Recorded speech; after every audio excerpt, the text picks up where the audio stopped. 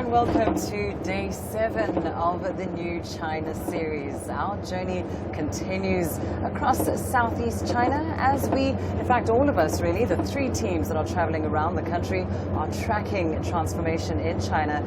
Transformation that the country has seen, of course, over the past 70 years since the founding of the People's Republic of China. Well, we here on the southeast route experiencing a little transformation of our own. It's time to say a big warm welcome to my new co-anchor on this journey, Young Chengxi. Welcome. Thank you. I'm just happy to be here. Jianhua is so talented, as always, and I'm just excited to pick up where he left off. And you and Sean and Taoyuan and Erica and Xu Xinchen have been doing such great job, and you guys were having too much fun. I just have to join. Right? Well, welcome to it. Welcome officially to the bus. Right, I'm glad. Now, we're heading towards Wenzhou city. We've left Fujian province and we're heading north. And if you look outside of the car, the sky's blue, the weather's pretty great. So let me give you a bit of introduction to where we're heading. So Wenzhou city covers an area of 11,000 square kilometers.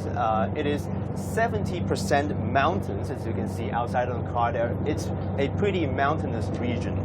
And also 10% water. If you look to the left side of the bus, we can see a strip of river. It's pretty watery, this area. And then there is 20% farmland. And population, 3 million people. And if we count the suburban population, the suburban residents, the number reaches 9 million. So it's a proper mega city, right? It's a proper big city. According to the mayor of the city, Yao Gaoyuan, the city is a very entrepreneurial one. There are about 1.75 million people from Wenzhou who are in business ventures. They're entrepreneurs. That means about 1 in 9 people in Wenzhou have their own business or hold an important position in a private business. So Wenzhou is a very big manufacturing base that produce things like shoes, clothing, leather, cigarette lighters, and what have you, and also stainless steel. And also, fun fact, Lindy, did you know that this city is famous for its mathematicians? Really? Yeah. I don't think I'd fit in there. I was really bad at maths at school. These are not my people. Me too. That's why I'm in media. Right? Yeah, exactly. Yes. Well, apparently they have a math museum in downtown Wenzhou, and I've done some research online. It says that in the past century there have been 200, at least 200 noteworthy mathematicians that were born and raised in Wenzhou. Fascinating. That's fascinating. Well, if you are looking at the view at the moment, you will be able to see the water that surrounds us as we travel and make our way towards Wenzhou. And of course, that actually helps us introduce our main topic for today. We are traveling up the southeast coast of China. Of course, we're facing the ocean as we do so the whole way through. And the east coast is particularly vulnerable to weather disasters. So we're talking about disaster prevention and relief. In fact, this is a topic that's becoming increasingly relevant around the world. Climate-related disasters are growing in their frequency, and it is something that is becoming very, very important to look at. So the East Coast itself is subject to typhoons every year. Some of them are devastating, incurring losses to the tune of about $9 billion US. The most recent in the region was Typhoon Bailu. That was just in August. At some point, at its highest point, it was about a Category 3 typhoon, which means that it has the capacity to tear down buildings, or rather damage houses, cause power outages, snap trees with those wind speeds of about 90 kilometers an hour. Well, let's introduce our guests now. Of course, we are in fine academic company today. We're joined in our mobile studio by Professor Zhang Gong. He's an international business consultant and a professor of economics at the University of International Business and Economics. And of course, Professor Lin Boqiang. He's the Dean of the China Institute of Studies in Energy Policy at Xiamen University. Professors, always a pleasure to have you with us. Thank you. Professor Gong, let me start with you. Typhoons are costly for the East Coast cities like Wenzhou. What industries are affected the most? Well, this area is famous for the diversity of industries. So you got to be. You mentioned a lot of things, but I think the industries that are mostly susceptible to the typhoon phenomenon is the industries where they apply heavy equipment.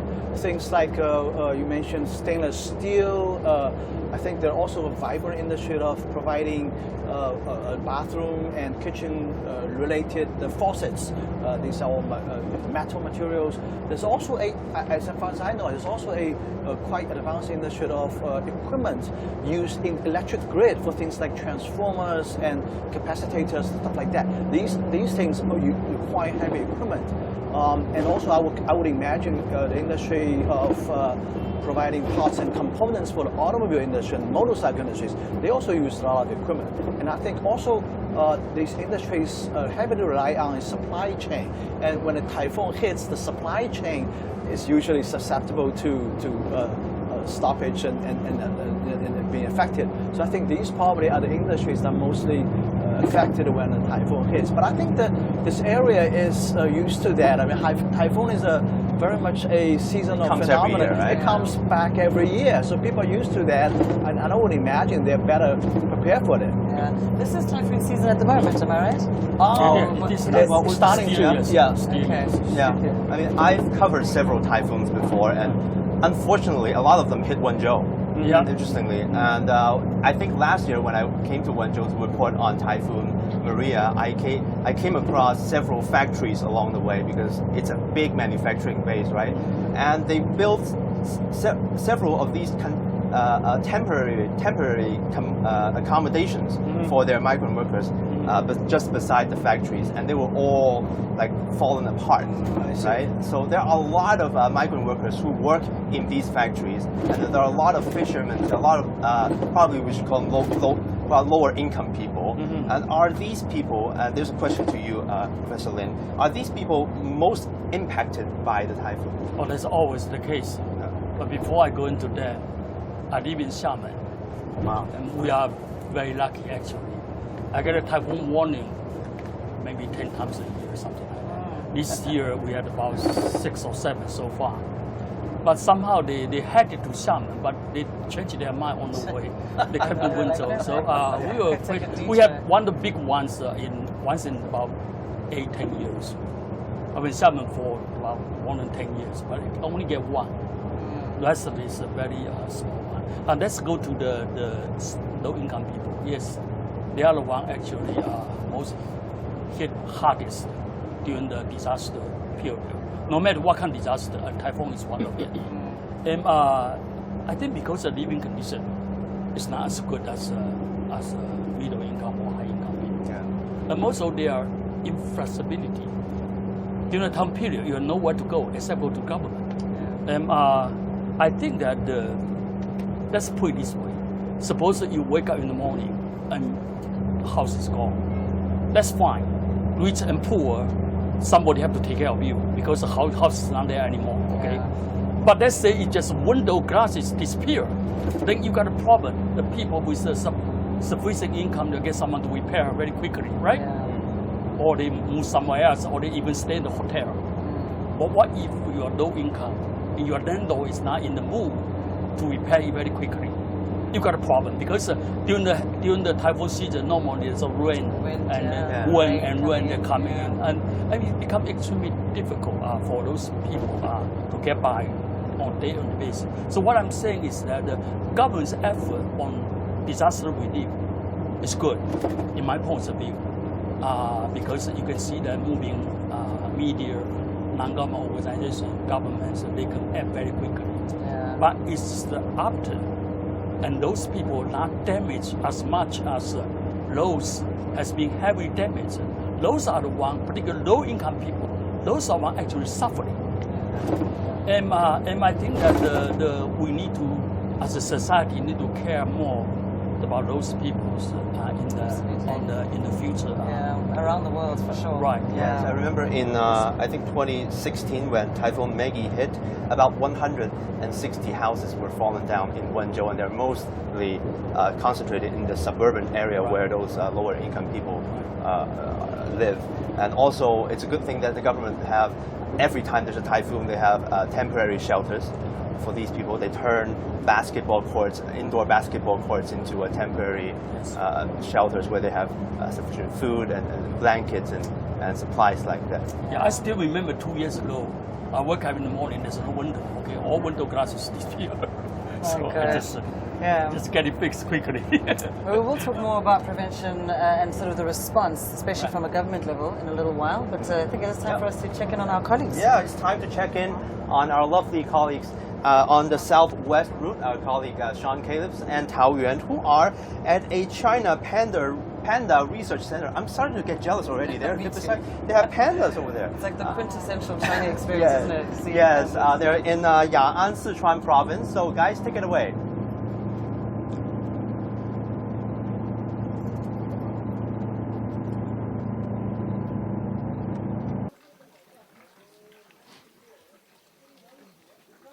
Hey guys, yes, Sean Caleb's here with Tao Yuan, and day 7 finds us in Sichuan province, and we are at the giant Panda Research Center. We just came panned off of the huge enclosure area where right now the giant pandas are being somewhat shy. They were out a short while ago, and it's clearly the most iconic image when one thinks of either Chengdu or Sichuan province.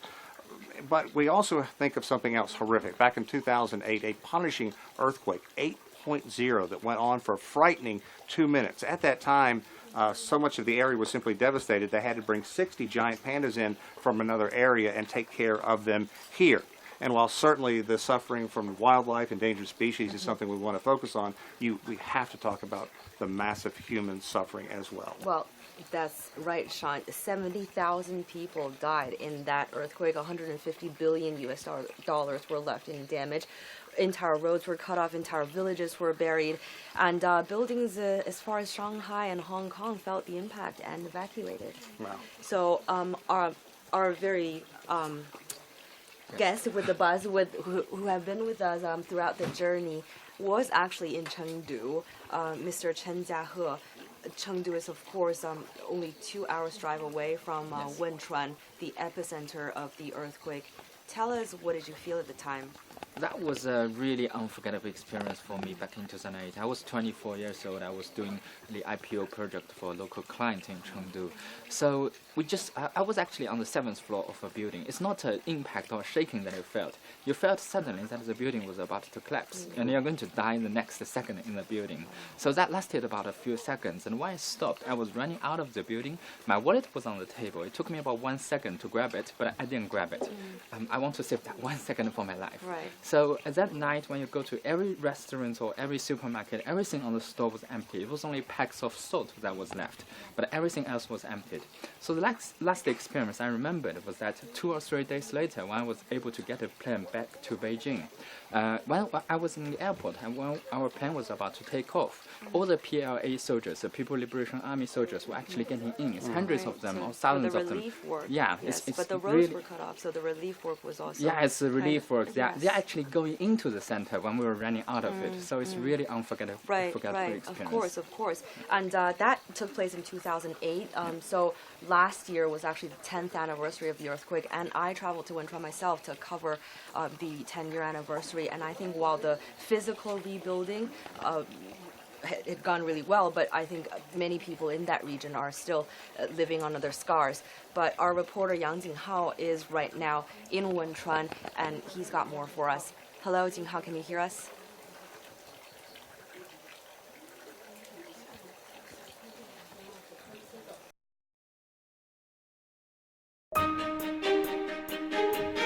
In 70 years, China has undergone unprecedented transformation. From its old industrial base in the northeast to its new manufacturing powerhouse in the southeast and to its emerging southwest. CGTN offers you a panoramic view of contemporary China. Our crews will travel along 3 different routes and come to you live from dozens of locations and free mobile studios.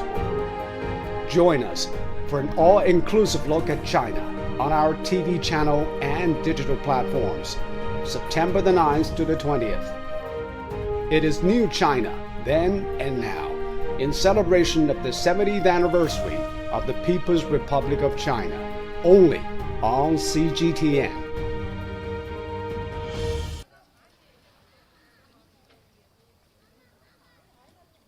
Hi everyone, I'm Yang Jinghao reporting from a small town in southwest China's Sichuan province called Yingxiu. Maybe some of you are not familiar with the name of this town, Yingxiu, but I think most of you have ever heard of the massive Wenchuan earthquake that happened on May 12, 2008. And during that deadly earthquake, which hit at least 10 provinces, some 60,000 people lost their lives, and about 70,000 people went missing. And Yingxiu, the small town Yingxiu, is just the epicenter of the earthquake. And today, 11 years later, I will show you around the town to see what changes it has undergone during the past decade, and how is the disaster relief and reduction work is going on in this small town. And today, joining me is Miss Lian Huayu. She is a local resident, and she experienced the deadly earthquake and has witnessed the changes that happened in her hometown during the past 11 years. Welcome, Huayu. Welcome to our show. So say hello to our viewers. 跟我们观众打个招呼。大家好，大家好，你们好。So I know that you work as a guide here, right? So tell us something about your job as a guide. 所以我知道您在这里是工作室做一个讲解，对吧？所以您平时的主要工作内容是什么？你会给这个游客们讲解些什么内容？会给游客们讲解地震当时、震前震后一道对比图，包括现在老百姓生活面貌，还有就是有些科普的知识，这些会讲。So Huayu is a local resident, as I just mentioned, and she's also a guide, and she will introduce to the visitors from across the country, and about the stories of the earthquake and the reconstruction during the past years. And now we are at a ruins of a school, right? It's a old campus of a middle school in Yingxiu. So tell us something about this place. 所以我们现在所在的地方是一个学校的遗址，是吧？对。给我们介绍一下，这是一个什么学校？它是哪年建的？现在我们来到这里呢，就是玄口中学地震遗址，它是00年9月建成使用，总投资6500万人民币。但是在地震中损坏是比较严重。损坏是较为严重的。我们看到正前方这面So we are now at the ruins of the Xuankou Middle School, which was constructed in 2006. So we can see most of the buildings of the school were destroyed to different degrees during the earthquake. So that was less than 2 years after it was constructed. 所以我们可以看到一面那个很大的一个时钟的一个雕塑。We can see a large sculpture of a clock, a giant sculpture. So what's the story behind this sculpture? 所以这个时钟的是一个什么含义？它是什么寓意呢？这个时钟我们定位是汶川时刻。因为实际它是以高2、3班地震当天有一面时钟挂在墙上，摔在地面一个模拟原样，之后扩大版雕塑在这个地方，让后人永远记住那一时间、那一时刻。Actually, this giant sculpture, its prototype is a clock that was found in a classroom after the earthquake, and we can see the hands of the clock actually were frozen at 2:28 p.m. That was the moment when the disaster happened. Yeah. Let's move on. 我们去下一个点看一下。So Huayu will show us around. Tell us more about Yingxiu town, her hometown. Yeah. 实际上那个映秀镇它是这个玄口中学相对来说是一个它受损不是最严重的，对吧？对，这所学校是伤亡是较为小，而且房屋打塌最轻的，供大家参观与学习考察的地方的。Actually, this school suffered relatively less damages during the earthquake, so you can imagine how serious the tremor was. And we can see a picture at the gate of the school. 所以这里有幅图片，上面是一个正前方那个照片是正前照后一张对比图，左边是正前的泉口中学，右边是地震之后的。So from this picture, on the left side of the photo, we can see the new campus of the school. It was rebuilt in another location of this town. 它在这个镇的另外一个地方重建了，对吧？您说这是这个学校在一个迁移到这个映秀镇，映秀镇前面桥头是用特制党费援建的。The school was reconstructed in another location of the town. It's not that far from these ruins. So we know that since the earthquake in 2008, and actually your hometown, Yingxiu, has become a popular tourist destination in Sichuan province, right? 就是震后，其实你们这里已经成为了慢慢成为一个旅游景点了。现在其实。我们这里现在。Okay, there are some pictures. From these pictures, we can see clearly the scenes after the earthquake. Yeah. 这是可以看到震前震后，包括就是当时那些照片。Yeah, you can see clearly how it was like after the earthquake, and these pictures, these ones, just show us how the reconstruction work was done after the quake. Okay, let's move on. So we just talked about tourism in your hometown. So over the past few years, more and more people from across the country are coming here, visiting your hometown to learn about the earthquake, about the reconstruction work. 就是过去几年, so how many visitors are there will visit Yingxiu annually? 就是每年大概会有多少游客会来到映秀参观？现在？每一年的游客是至少是300万人次，300万人次到映秀来参观学习，因为映秀正是一个爱国主义教育基地。Okay. Huayu told me that more than 1 million people would visit Yingxiu each year right now, because she said Yingxiu town is now an important base for patriotism education. So what do you mean by patriotism education? 所以爱国主义教育您指的是怎么理解这个？这个爱国主义教育基地是主要是学什么？主要是党性，还有就是学生研学教育，就是学习一些抗震救灾知识、逃生知识、应对的措施。他们会学一些比如抗震救灾的那种精神是吗？还有重建的那种。重建的，对，还有呢，就是说体现出军民这种一家亲，Huayu says, in terms of the patriotism education, it means that people will mainly learn about the spirits reflected during the disaster relief and post-disaster reconstruction efforts. Yeah. So we are now in a large square of Yingxiu. 这是个映秀，这个广场是一个新建的吗？跟我们讲一下这个广场。Tell us something about this large square. 这个广场是去年12月份才对外开放的，就是由于2018年2月12号，习近平总书记到达映秀镇做一个重要的精神指示，一定要把地震遗址保护好，使其成为全国重要的爱国主义教育基地。所以之后我们在这里修建了一个家国情怀宣誓广场，正前方还有一个培训中心。它这里会就是每一年就是全国各地的党员干部到这里学习受教育，重温入党誓词。Okay. So this large square was built last year. It was opened to the public just late last year. And we can see a giant image, a giant sculpture. It's an image of a mother. And this...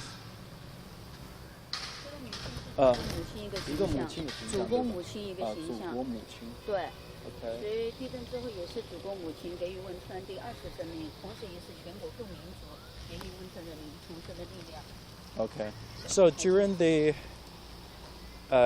past years, more and more visitors, including like government employees and students, to learn about the spirits, to learn about the spirits, as I just mentioned, reflected during the disaster relief and post-disaster reconstruction effort.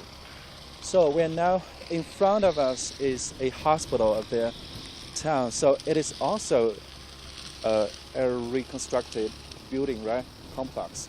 这也是一个重建的医院，对吗？对，这个中天卫生院是地震之后重新修建的，但是这个卫生院呢，每一个柱子下面都有一个橡胶隔断。OK， 所以就是这里震后这里的这个建筑都是采用了一些新的技术，一些特殊的设计，是吗？因为我们映秀镇呢是一个仿真减灾的一个示范区，每一个村所用的建筑材料都有不同的。对。还有就是每一个单位的基础是那个材料也都有不同。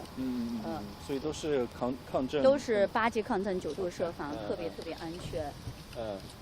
就包括我们村采用的是新型的一种材料，轻钢结构。还有张家坪村是钢架，资源新城是木架，还有这下面是这个分离的框架。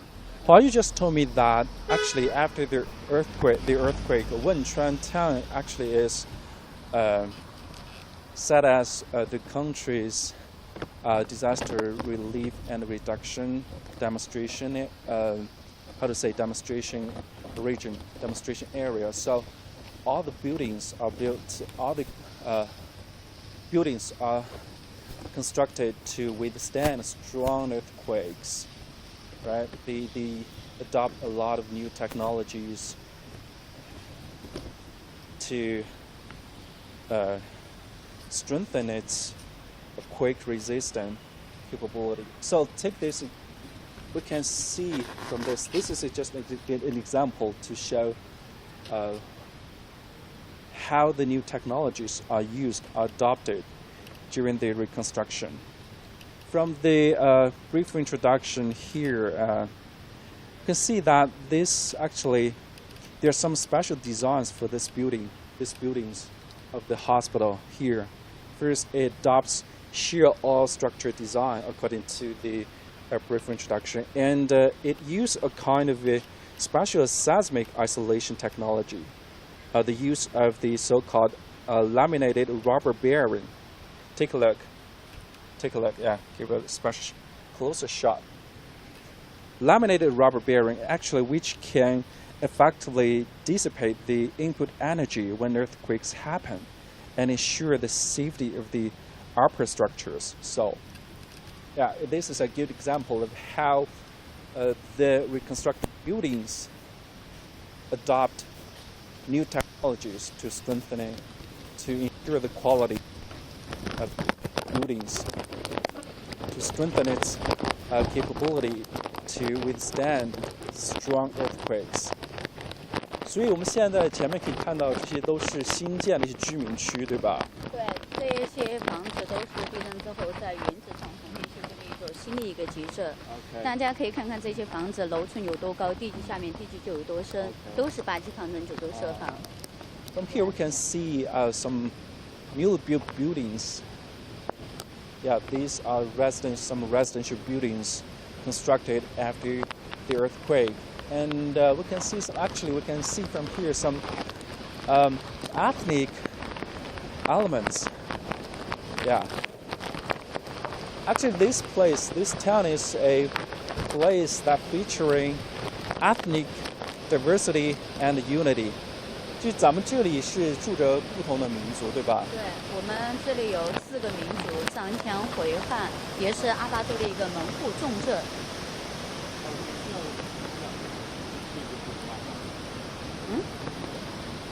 有4个民族，就是藏族、羌族、汉族、回族。So this place actually, people from different ethnic groups, including Han, Qiang, Tibetan, and Hui, right, live here together. So we can see that there are some special designs in their buildings, in their architectures, distinctive features. Okay, now we are heading to a emergency 叫什么应急体验中心。We are heading to an emergency experience center in this town. We know that during the past years, actually, Wenchuan, right? Wenchuan County has laid great emphasis. Actually, the whole country, not just Wenchuan, has laid great emphasis on the disaster prevention and reduction, right? And we know that after the massive earthquake in 2008 and since 2009, on May 12th each year is set as the day of disaster relief and prevention and reduction. So what kind of measures has your hometown taken over the past years in this regard? 我们知道现在国家很重视这个防灾减灾这块，所以你们这边是像比如汶川、映秀这边，过去几年在这方面做了哪些事情？大概就除了刚才我们说，这个房子方面的加固啊，那其他方面还有一些其他的举措吗？比如说监测啊，是不是有地震台？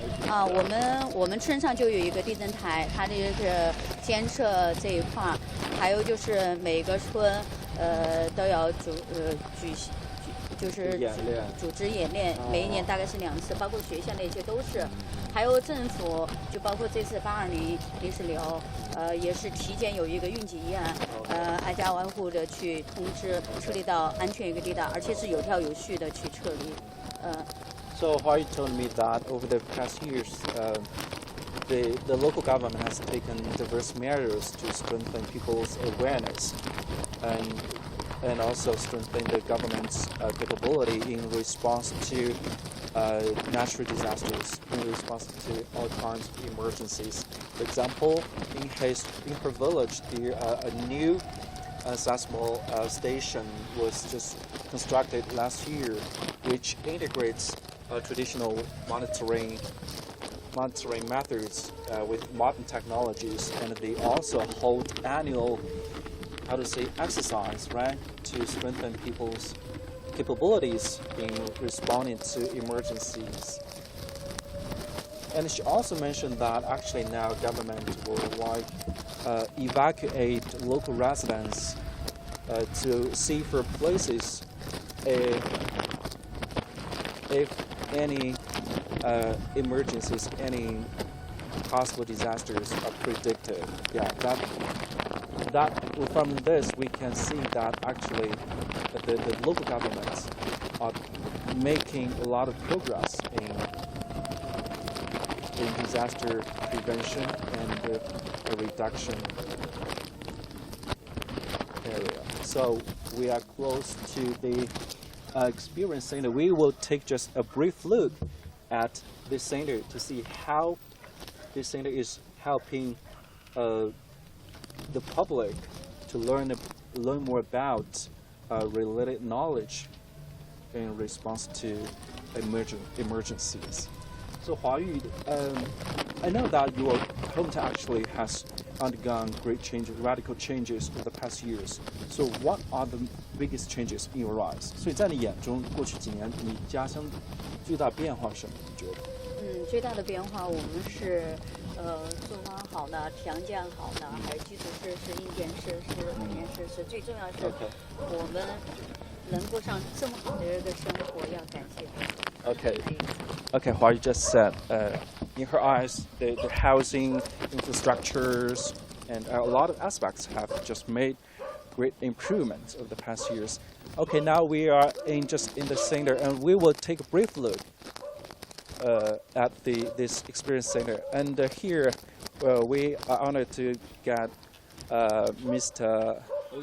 Ouyang. Okay, he's the curator of the center, and he will just show us a little bit around the center. 那麻烦您就带我们大概参观一下，就咱们这个体验中心，好吗？那么在这个应急体验中心，它的主要的功能是什么？我们体验中心主要的功能呢，就是向我们的游客、青少年，然后开展一些防灾减灾类的科普知识宣传，然后还有一些技能，从这边获到技能方面。对，这样的一些工作同时呢也承担着就是社会力量在参与到救灾过程当中的一些统筹工作这样子保证整个在社会力量在参与救灾工作的时候有序有力。This complex is composed of 3 stories, right? 它有3层，那么总体有900多平米。对，然后我们现在是来到主要就是体验那个对。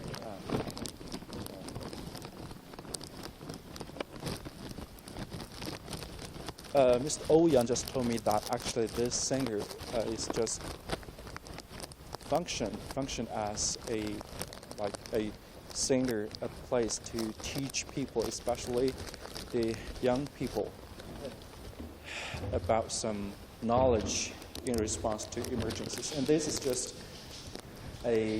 这是一个什么区域？这个呢是一个就是地震应急的模拟空间。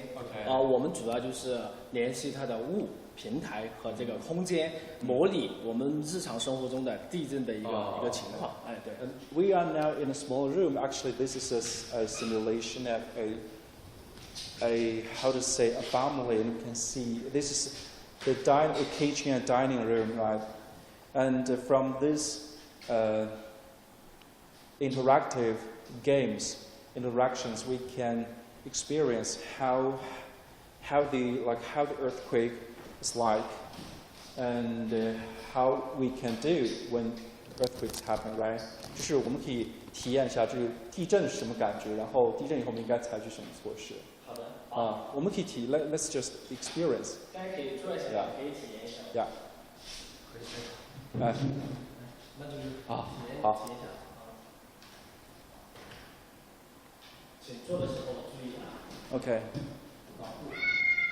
Okay, now an earthquake just happens. Wow, it's shaking. 这个是重波跟横波，然后让大家体验在地震时候对物品的一个破坏力。What should I do right now? Now earthquake happens. What should I do right now? 我现在应该做什么？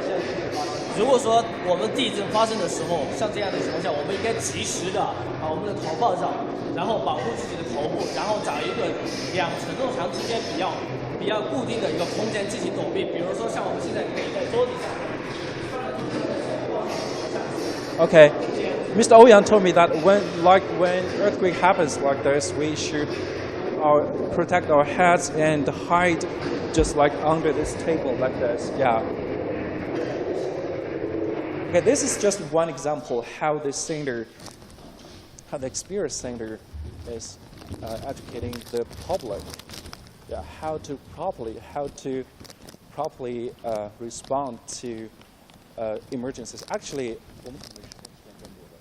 besides this, we can see there are also other items, other programs here. Like this is a plane, right?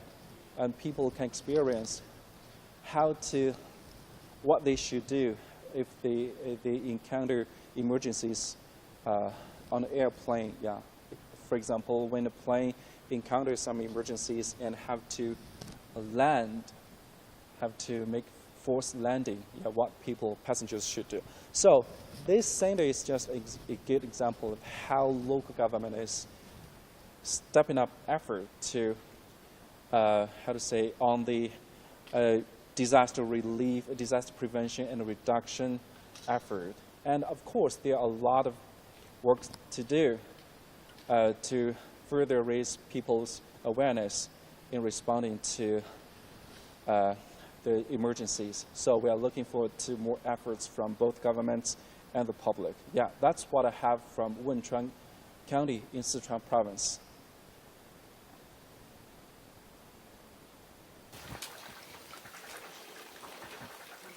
Our reporter Yang Jinghao, and then to this day, although the rebuild went well, they kept the ruins of a middle school in the disaster-struck Wenchuan in Yingxiu Township in Wenchuan County as a memorial for the victims of the earthquake. By the time rescue workers got there, because of the bad road condition, you talked about 80% of the road were destroyed in the earthquake. by the time rescue teams got there, it was already the third day, so they weren't able to retrieve all the bodies. So till this day, a number of bodies are still buried in the rubble of that middle school in Wenchuan. But we are in a we're in a quake-prone zone. So just 2 months ago, I covered another deadly earthquake in a place called Yibin, also in Sichuan province. 13 people died in that earthquake. But before that earthquake, I was in Chengdu because I was stationed in Chengdu. But before that earthquake, we got a warning because a warning system is right now in place. And in Chengdu city, which is about 5 hours drive from the disaster-stricken Yibin city, we got the warning 61 seconds beforehand. So that's actually quite impressive. Yeah, that is amazing. And any loss of life, of course, is horrific. But thinking back on the earthquake in May of 2008, that ended up becoming the 18th most deadly earthquake in history. Again, a powerful 8.0. There's only so much you can do for an earthquake that powerful. Now joining us to put this in perspective, Victor Gao, thank you very much again. Thank you very much for having me. 8.0, it went on for a frightening 2 minutes in the epicenter. We talked to our other colleague, Mr. Chen. He was actually in Chengdu. You were on the air at CCTV at the time. You remember it well. First, tell us a little bit about that effort and what the media did to provide information for everyone. And secondly, what did China learn in the aftermath? 80% of the roads wiped out. It withheld getting needed relief in. Clearly, it was a learning experience. Absolutely. I think CCTV did live broadcast for almost 24 hours a day for quite a few weeks in a row. I was doing commentary with the CCTV team in the headquarters studio for about 48 hours live during the first week of the disaster. And all the reporting, everything that happened, the death toll, the destruction, really were carved in my memory. But also I was very much moved by the heroic rehabilitation, search and rescue mission, for example, and all the reconstruction mission which went afterwards. And I think China really did a great job, unprecedented in human history, in many ways of reconstruction. For example, different parts of China, different cities, provinces, teamed up with the devastated regions, for example. Sort of sister cities. Sister city system, and that really helped to accelerate the reconstruction. And also the people who really suffered, injured, for example, who lost their families and members, for example, they were treated well and also rehabilitated to other parts in the province or outside of the province. And I think China was also grateful for the tremendous amount of international assistance that we received. Going forward, I think disaster prevention and relief will always be important, especially in this part of China, which are mountainous, which are prone to earthquake. And I think Ms. Tao just now mentioned the early warning system for earthquake, which will be tremendously important. And the more head start or the more advanced notice we can get, the better, because that will save more lives. And I think even though we are in a very peaceful, tranquil period of time, but we always need to remember that life is fragile and Mother Nature can really create chaos. Nature usually has the last word. Absolutely. So we always need to be prepared, including the panda, need to be prepared. Exactly, Victor. But just very briefly, we are in a quake-prone zone. There's nothing we can do about the geography here. So it's all about the early warning system that we talked about. It's also about earthquake awareness and education, isn't it? Absolutely. But I would say that in terms of the building code, for example, in terms how buildings, bridges, tunnels are built, and in terms of regular checking and testing of their quality, for example, that will also play a big role. But education and training will definitely be a very important part. People, everyone, kids, small boys and girls, etc., they all need to be trained as to what they need to do when disaster strikes. That's exactly right. Thank you, as always, Victor. Thank you. So we are in the city of Ya'an in Sichuan province. This place is known for three things: the fish, the women, the pretty girls, and also the rain, which we're getting right now. Yeah, we can say that one of them is definitely going on right now. Well, that wraps up here. We're going to throw now to the southeast, and we'd like to welcome Yang Changxi to the team. I'm sure it's very exciting down there. And our crafty veteran, Lindy, who is going to bring us up to date as well. Later on, guys, we're going to show you some pandas up close, but that's a little tease to hang on for later.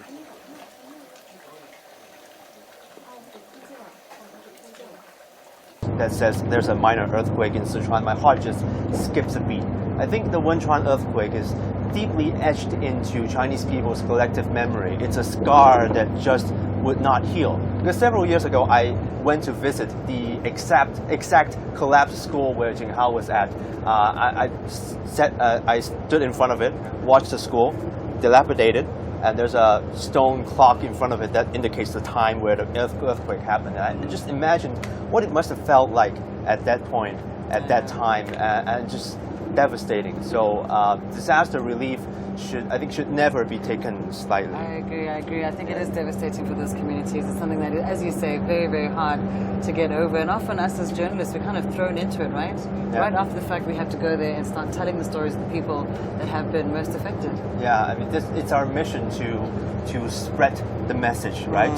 To show the people suffering and show how the authorities are dealing with it, and then to keep people accountable for their responsibilities.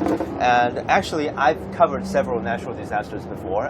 They're all typhoons because we're on the East Coast. And I remember Typhoon Maria in 2018, and I went to Wenzhou. I went to a fishing village where it was pretty much flooded. And then when I was there, several fishermen have all retreated their boats into the harbor, and they all went to the second floor. Because here's the thing about the housing design of rural areas in the south and east coast. They all have second floors. They don't put anything precious on the first floor. They don't put any like precious furniture or their precious belongings or expensive stuff on the first floor, because whenever there's a typhoon, there might be a flood, and they can all retreat to the second floor. So they could keep their damage at a minimum. That's one of the living wisdoms of Eastern This Coast is how people. communities start preparing, or at least building their own resilience, right? Yes. Against climate disasters of this nature. Yeah, and typhoons, they come pretty strong, but they pass pretty quickly. So almost a day or two, and they could come back down and move all the furniture from the second floor to the first floor and get back to normal. And I also remember Typhoon Lakima in just August. It was a very strong typhoon. I was in Shanghai, but I could surely feel the impact of the typhoon. It was a Category 4 super typhoon. It was actually the strongest typhoon in 70 years in China. The authority has done a lot of preparations for it, a lot of precautions, but still 56 people were killed and 14 were reported missing. And one of the more devastating consequences, I think, was in Yongjia County. It's also in Wenzhou, where there's a tragic landslide. Our reporter Han Peng was there. Remember Han Peng, right? And then he and his camera crew drove there. It was very, very treacherous and dangerous roads because of the flooding and because of the landslides. A lot of the roads were blown apart, and then their SUVs has to really just to cross the rubbles, and they don't know whether the roads are intact, whether the roads might fall. And it was really very dangerous job. And when they were at the site, they saw some rescue workers digging from the rubbles and rescuing people from the inside. It was a very devastating thing to see. It was actually Typhoon Lakima, which is the costliest typhoon in Chinese history. I think the total economic loss reached about $9.3 billion in total damages. And Zhejiang province, being one of the provinces that are usually most hardly hit by typhoons every year, it accounted for 45% of all the casualties and 70% of all the economic losses. Well, of course, us at CGTN Africa in the Nairobi office have also been covering natural disasters. The big one this year was Tropical Storm Idai. It affected Mozambique, Malawi, and Zimbabwe. A death toll of approximately 300 people. That was the official death toll, but many suggested it was a lot higher than that, 800 to 1,000 people possibly. And of course, almost 2.5 million people's lives affected by this natural disaster, tropical storm Idai. A lot of it coming down to the fact that the early warning systems were not that effective, and especially that the response was not up to scale. So at this point, let's bring in our guests. I want to talk about China's response methods. I think what I've read about is that China has a four-tier color-coded weather warning system for typhoons. So there's red for severe, orange, yellow, and blue. And that there's flooding prevention officials and teams that have technical teams, construction squads, rescue boats, rubber dinghies, as well as life jackets and buoys always at the ready. When you look at the two examples, what happened in Mozambique this year with what happens in China, let me start with you, Professor Gong. What would you say makes for an effective disaster relief system in the modern age? Well, I think we can apply a lot of new technologies for the purpose of disaster response in terms of prediction of where the typhoon will hit. Actually, I know a little bit about this. My son is actually involved in this, using big data, using satellite image to predict the hurricane is going to hit in the United States, where it's going to hit. But I think more importantly, other than just response, I think more importantly is the work should be lying in areas of prevention. Yeah. I noticed a little bit about this because I built a couple of houses of my own when I was in the U.S. So I want to talk a little bit about the practice in the United States. I think we need a very good building code. You have the database about building code where, this is a seismic area, this is a hurricane area, this is a typhoon area for category 3, 4, 5 type of storms. And the building code has to reflect that kind of weather conditions. And these building codes also have to be strictly enforced by the local building departments. So these type of sort of not up to standard how it shouldn't be built in the first place. Yes. So I think these things have to be done. I think in China we are sort of lagging behind these areas. Another example, the flood map. We don't have a flood map right now in China. In the United States, there's a comprehensive flood map for every region in the U.S. for prediction of 100 years a flood, or 50-year flood, 20-year flood. And these flood maps will let people know this is area where you shouldn't build in the first place, right? And in other areas, you need to provide flooding insurance. So I think these things, the data collection in a systematic way, in a comprehensive way, going back many years using historic data is something that our government should be doing a long time ago, and I think we should do some more in this area. Now, prevention is obviously very important, and the other very important thing is that rescue teams and response teams have to come in very effectively and efficiently in the early stage. Professor Lin, how do you think the power of social media could come into play here? Well, obviously very important. I think it's one of the most important factors for the disaster relief. As you know, that once the disaster happens, we can see a brief statement from the government. On social media. What we really understand the disaster is from media. Yeah. Yes. The continued coverage of the disaster. We always pay very close attention when there's a huge disaster happening. We care about people there, and we really want to understand what's happening there. And you don't get that kind of information from government. So the media, in this case, play an important role in terms of understanding. We fully understand what's going on. Second, encourage people to participate. For example, I might want to be a donor, or I even want to be a volunteer, but it really depends on how you guys present to us. And I really admire the reporters, media, being in the disaster area, the front line, carry out continued coverage. Let us know what's going on there. However, I really want to point out two areas need a future improvement. One is that it seems to me that the media like to be in the place where it's a huge crowd. And they understand that because that's where it should be, right? Yeah, the score, everything, yeah. But I think that some corners really need help, also need the media attention, such that we can monitor government whether spend enough effort in those corners. That's one. The second one is the disaster. After disaster reporting is very good in my view. But after that, what are the people doing there? What the disaster relief are being carried out, implemented according to the what we regulation and donors wants. And also particularly for the lower income people, which is mentioned earlier, they might not get hit severely, but their condition, because of their income, also because of their living condition, it could be disaster for them afterwards. So those need to be important. Professor Kung, you have anything to add? That's about it. I think I've already said a lot about this. I don't want to take too much of the airtime. Right. Now we are crossing over to our colleagues on the northeast route, Mr. Xu Xinchen and Erica at Jilin Province. Guys, what do you have for us?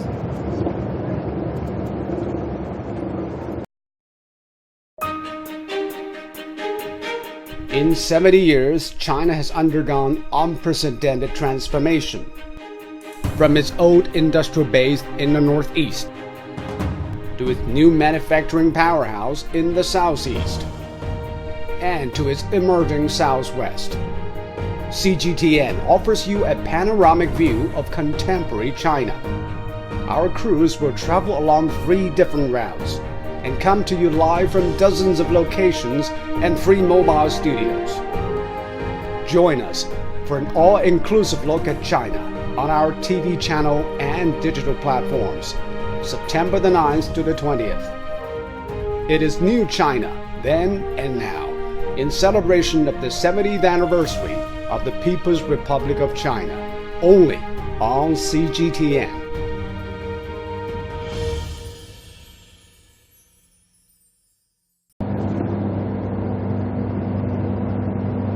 Right, we're back to the southeast route. There are some technical difficulties on the northeast, and they're still waiting to be fixed. So why don't we keep our discussion going, guys? Now, I remember you said social media, and then we should take care of the corners, not just the place where everybody is going, Professor Lin. Right. It's part of our job to really check on social media, I think, to search the hashtags, search how people, where people are calling for help, where people are reporting. For example, there's a flood over here, but nobody's paying any attention, and they just send a post. I just typed in keywords whenever there's a typhoon. I just search typhoon and flood, and I could pretty much see where which place have flooding. And those are the places usually. If there are more people who share the hashtag, who retweet the post, then the authorities would respond to that. And I think that's a growing mechanism that it's been getting popular these days. Right. Well, there's a concern I wonder about sometimes whether there's a risk of creating unnecessary hysteria if the information isn't coming from one particular trusted source, right? I'll be very careful about this approach. I think the right information, the authoritative information, the real-time information has to become from the government. And otherwise, there will be this rumor circling around. Exactly. And I think during times like this, information is very important. Get people informed with the right information, correct information, timely information, and this is government's job. I think our media and also our government relevant organizations have to up to date. They have to have the right spokesperson to come out and state the facts and let people know what's happening. Otherwise, it's going to create a lot of chaos and also a lot of rumors circling around. So I think this is a way to not to contain information on social media, but to be proactive, to one step ahead of them with the right information. I think that's more important. Yeah, I mean, it means I think government agencies are the ones that should be on social media then. You know what I mean? It's their hashtags and their information that we should be retweeting or resending out there. But at the same time, the other thing that I wonder about is this talk about climate change and global warming. These natural disasters are going to become the new normal, right? Right. So are they? And we can see that every time we mention one of 70 years, next time you're going to say one of 100 years. It's always created record at all places at all time. So sometimes I'm really pessimistic about what we are as human beings, how we're dealing with the climate change. We really do not really respond to that. If you look at numbers, the numbers getting worse, not better. And we have been keep talking about it for the last 10 years. So I'm thinking about do we really need to wait until some huge disaster for us to really wake up? The issue is you are preaching the converted. The problem is that the person who is supposed to play a most important role in the world in this area doesn't believe in this at all. He's a denialist. We're getting political now. He's a naysayer about this. He doesn't even sign the Paris Accord, right? Exactly. So that's the problem. I think We I have don't know an what to do with 11-year-old it. activist, isn't she? That young Greta Thunberg is doing more for this conversation than some world leaders are, isn't it? Yeah, but let me come back to the point you just made. I think the authorities should have more frequent and more proactive information sharing with both the public and the media to prevent rumors from spreading. Right. In situations like when the social media are erupting about certain rumors, journalists like us should do our jobs and really keep in contact with publicity department or disaster relief department and let them to do the checking and let's see if those claims are true, right? Well, I think there is a, we know this what's happening here in China. There's sometimes a conflict of interest between the media and some local governments. I guess from their perspective, they try to contain the bad news. They try to minimize the impact. I mean, this is all very understandable from their perspective, but I think they shouldn't just think in the mind of their own little area. They should think in the context of the whole country. So I think it's these people have to be persuaded that to understand what's the media's job, to tell the truth, to report the truth as soon as possible. So I think the government side should be prepared for this. They should get some education about social media, about the media's role for these issues. I think that's the way to go. Improving. Now, I think our technical difficulties on the northeast route is fixed now. We're crossing over now to our colleague Xu Xinchen and Erica standing by in Jilin. Guys, what do you have for us?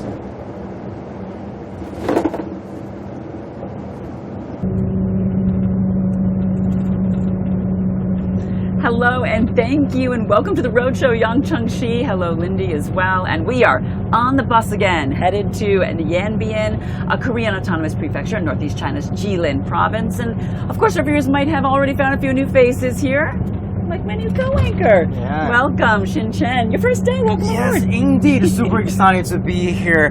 And you know what? And we have more new faces, right? We do. And we have Benjamin Chow, a professor from Paris School of Business, and who joined us just yesterday. And Tong Jimeng, our trusted current affairs commentator, just like me, joined us today. Yes, perfect. So, welcome to everyone. Let's take a look outside, though. Look at where we are. These croplands, mountains, absolutely beautiful here. Quite a different scene from what we've traveled through during the first half of our journey.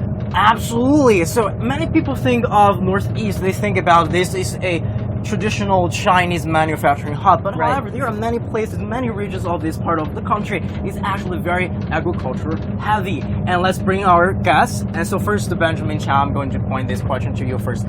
So how important is it for this region in terms of its agricultural development? It's extremely important. The northeastern part of China produces 260 billion tons of crops each year. It's responsible for 20% of the national production level. For crops, for corn is 45%. For rice is 16%. For other part of the thing is very, very important. But for this province alone, Jilin is responsible for 5% of the national production. And there is one particular very important crop, Chinese medicine called ginseng. Yeah. Yes, of course. The human-shaped like plant, which after you've eaten it, you could possibly elongate your life. But in fact, there are three of them. In fact, three treasures. The second one is marten, and then the willow sedge.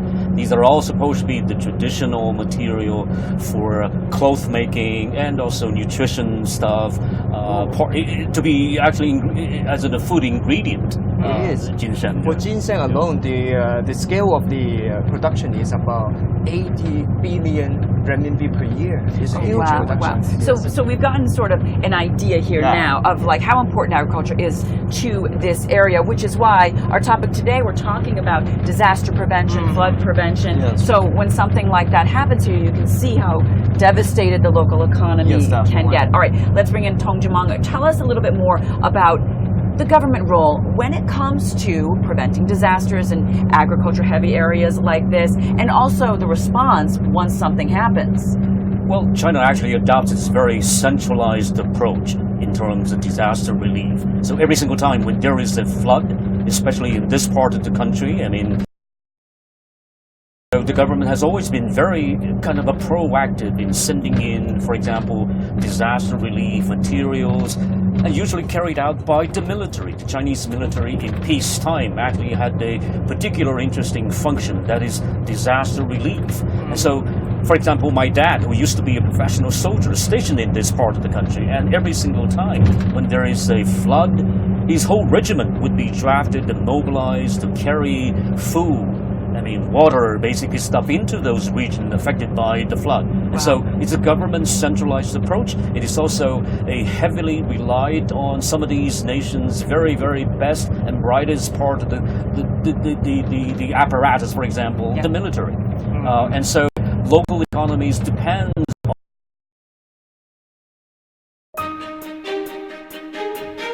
In 70 years, China has undergone unprecedented transformation. From its old industrial base in the northeast to its new manufacturing powerhouse in the southeast and to its emerging southwest.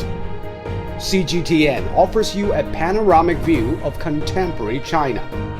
Our crews will travel along 3 different routes and come to you live from dozens of locations and free mobile studios.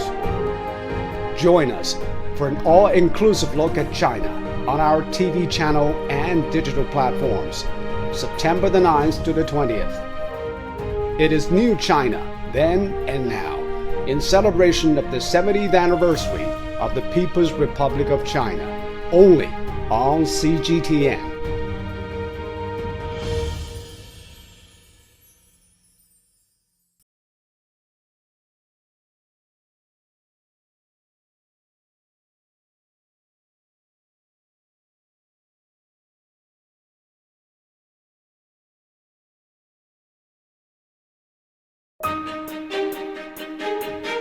In 70 years, China has undergone unprecedented transformation. From its old industrial base in the northeast to its new manufacturing powerhouse in the southeast and to its emerging southwest. CGTN offers you a panoramic view of contemporary China. Our crews will travel along 3 different routes and come to you live from dozens of locations and free mobile studios. Join us for an all-inclusive look at China on our TV channel and digital platforms, September the 9th to the 20th. It is New China, then and now, in celebration of the 70th anniversary of the People's Republic of China, only on CGTN.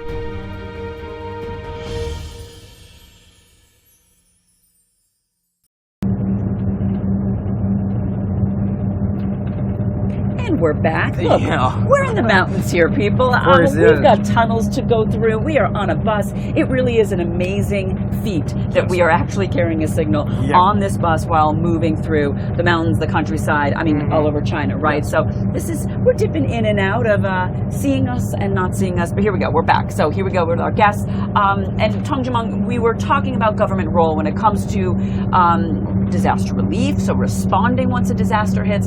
Talk a little bit about the government role in helping to prevent flood control. Is there some sort of education process that the government helps farmers with to protect their crops or reserves or whatever it may be? What kind of a role does the government play either in the beginning, middle, or end when it comes to this kind of thing? Okay, I think once again the Chinese government adopt a very, very centralized approach in terms of in terms of disaster prevention, disaster mitigation, and also education to prevent and to mitigate these disasters. Yes. At this point, I think the Chinese government, for example, provide extremely sort of a proactive measures.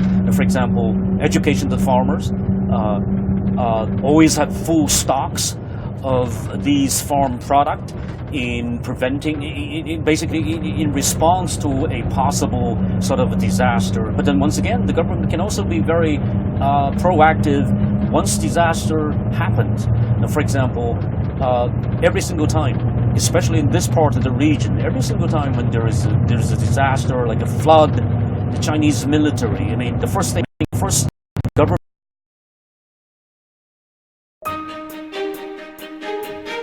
In 70 years, China has undergone unprecedented transformation. From its old industrial base in the northeast to its new manufacturing powerhouse in the southeast and to its emerging southwest. CGTN offers you a panoramic view of contemporary China. Our crews will travel along 3 different routes and come to you live from dozens of locations and free mobile studios. Join us for an all-inclusive look at China on our TV channel and digital platforms, September the 9th to the 20th. It is New China, then and now, in celebration of the 70th anniversary of the People's Republic of China. And we're back again. I'm sorry for the interruption, but the tunnels are not our friends. I know, and we cannot remove them, right? No, we cannot. Yeah. And I guess we need to wrap up just because of the poor signal connections right here. And Yang Chongxi and Lady, take it away.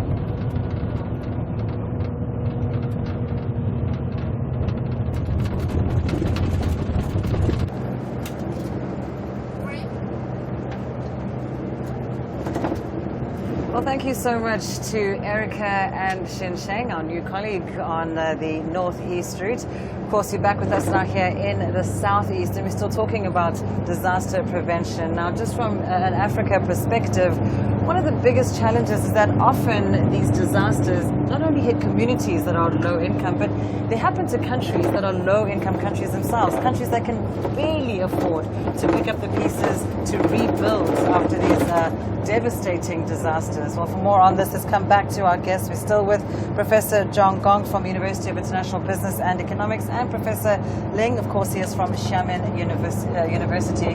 Gentlemen, this is the question that I'm curious about. To what extent does China's economy help it in terms of resilience? When a disaster strikes, the country can afford to rebuild. Well, in China, as far as I know, we have a very good quick response system because we are a highly centralized country, and it's quite easy for the government to mobilize all sorts of resources to rush the personnel, to rush the equipment, and also logistics into the disaster-affected area. I think that's a very good thing. Yeah. Even in the Wenchuan earthquake we mentioned, I think China performed very well in such a earthquake of such a large scale, and we can quickly send in the people try to help. And I think China, especially I want to talk about China's People's Liberation Army. The army is highly prepared for that, and they treat this as sort of a real battle exercise, and the troops would move in. I think very few countries would actually do that, using the military to help relieve the disaster. So I think this is a very good sign, and also I think we have a lot of experience of doing this in the past. So the country is definitely prepared for that. Professor Lim, what are your thoughts? I think the high income does help. No question about it. With more money to spend, so more material can go to disaster areas, more transportation is available to go there. But I think that another feature of China really can do it very quickly, in addition to centralized government, is that the state-owned enterprises. The water and electricity are two key indicators for disaster relief. You need to have water there quickly, electricity there quickly. You need to want to pump water, you need electricity, right? Many of the equipments need electricity, and they're both state-owned. If a disaster happens, they go there right away and at all costs. And they can get it done very quickly. When that's not there, especially with water, you find that another disaster will follow. For instance, in many African countries, when that happens soon, you have cholera outbreak. Precisely. Because medical, everything requires electricity. So the water, at the first moment, the water needs to be there, and then after that will be electricity, such that people that can use all kind of equipment, medical help, everything, and that's very effective in China. The state grip can do it in very short periods of time, even under very severe conditions. And the way they can do it, they can mobilize the staff very quickly. One, second is at all costs. And there are other countries, they cannot do it. Because they own, their nature is responsible to the society, and they are connected to the government. Whatever belongs to government, it belongs to them also. So that's I think one of the impressive things in the past several years is that the Chinese government has built a lot of the infrastructure that reaches the poorer regions of China. A lot of highways. China has built hundreds of thousands of miles of highways to reach across the western areas that could make sure that the disaster relief supplies could reach places like these places very quickly, right? That's right. Well, that is all we have time for today on this live streaming special edition of Day 7 of the New China series. Thanks to our colleagues in the Southwest and the Northeast. And from us here in the Southeast, thanks for joining us. And we'll catch you again a little later this afternoon. Bye for now.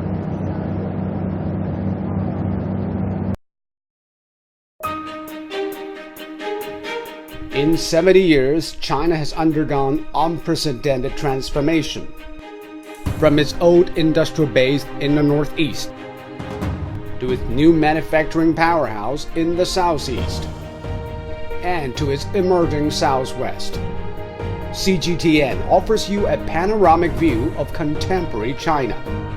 Our crews will travel along 3 different routes and come to you live from dozens of locations and free mobile studios. Join us for an all-inclusive look at China on our TV channel and digital platforms, September the 9th to the 20th. It is New China, then and now, in celebration of the 70th anniversary of the People's Republic of China, only on CGTN.